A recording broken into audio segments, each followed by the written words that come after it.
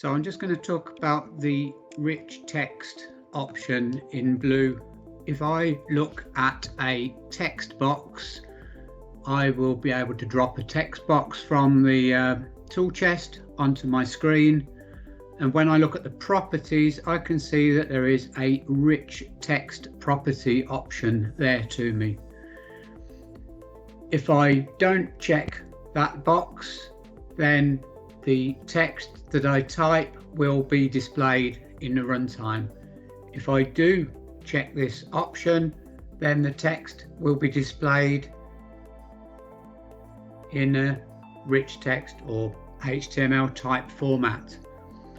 So this doesn't work in simulation, but it does work in the runtime.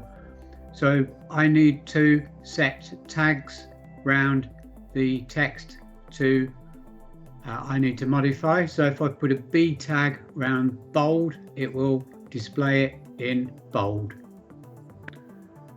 The user manual documents some of these features. You should always use tags in pairs so that you can close the tag. So after I've put a B to open bold text, I need to use the close tag with the slash to close that tag and return to the normal text. We can combine various different style tags as well. That's the information from the manual. I've tried to list the tags that I've had working in Blue. So we've got bold, we've got big, small text, italic text, underlined, and a strike through text. I've used subscript, superscript, and I've been able to use the heading tags also.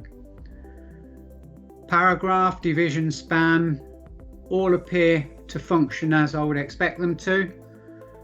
You can use the center to center text within a text box, and the horizontal rule tag works as well. I can use list tags to do ordered or unordered lists, so OL for an ordered list and UL for an unordered list with list items listed. DL, DT and DD tags for description lists all work in exactly the same way that you would use them within a HTML document.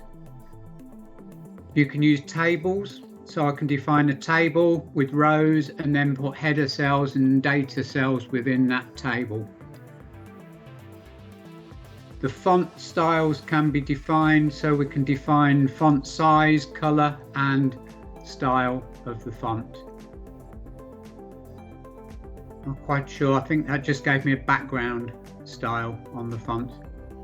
So for an example, just as a piece of text, the text entered in the editor here allows me to put a span in there, and it can take the text from a style sheet, so that's an inline style sheet specifying background color, text color and font size, and in the runtime I get a message displayed like this.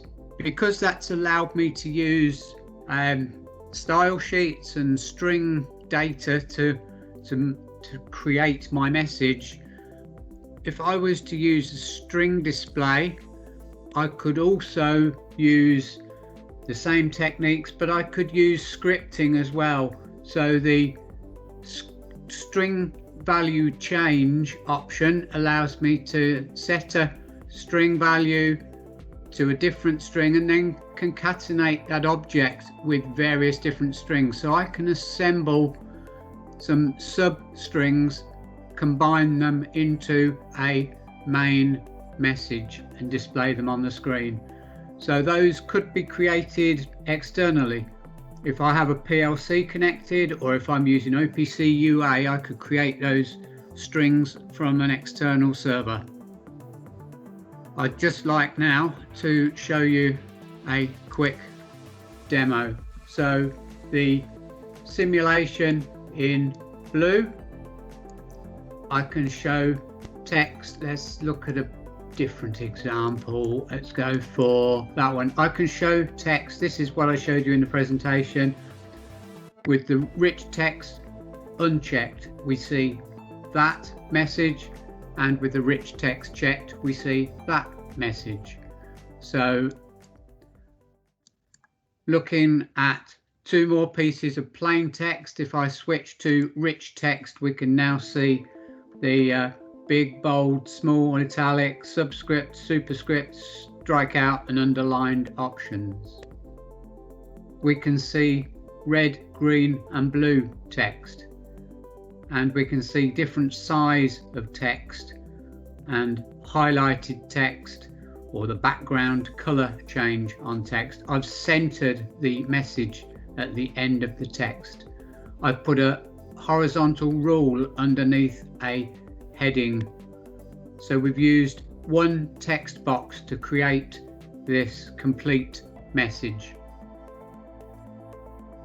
If I go back to the blue editor, we can look at a text box, and I'm going to make that just a little bit wider so that I can see what we're looking at. We have the text, and the text looks like HTML. It's a good idea to use the three-dot menu button to edit your text. If I Control A, I can cut the text out of there. If I just try and paste into the normal box, it just pastes one row. But if I paste into the browse box, it'll allow me to paste the multiple rows. The text layout option gives me the rich text checkbox.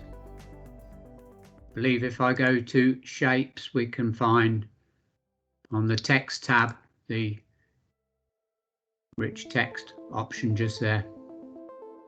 So on the top box, I ticked rich text, and that is the only difference between these two objects.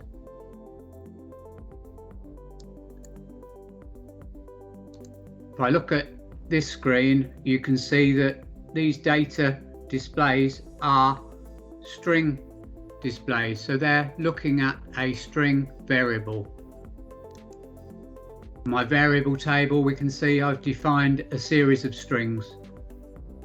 Back to the screen, if I look at that, it's just one message display. If I look at this one, we have a message data prefix, maybe the message data itself, and a message data suffix, and I can use the script a little bit bigger,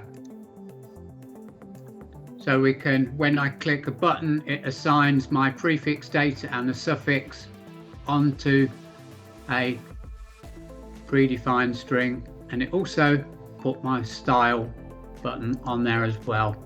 So back in the simulation, we can see a whole load of the message assembly, if you like. If I set the message, it will set this 3 displays here with one of my styles. I've not got a style selected, so it's just given me ordinary formatting, but it's taken the tags out on the rich text message, so the tag data is not displayed. If I select critical, it should display it using this style here, so we should see white text with a red background at 48 pixels, and when I hit set, that's what we get. So I can modify what I'm doing. I could modify this prefix.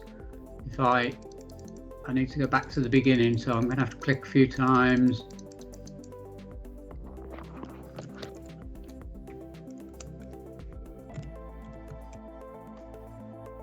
And I can't spell either. So we've changed the prefix, and when I send that, I've now sent a different message.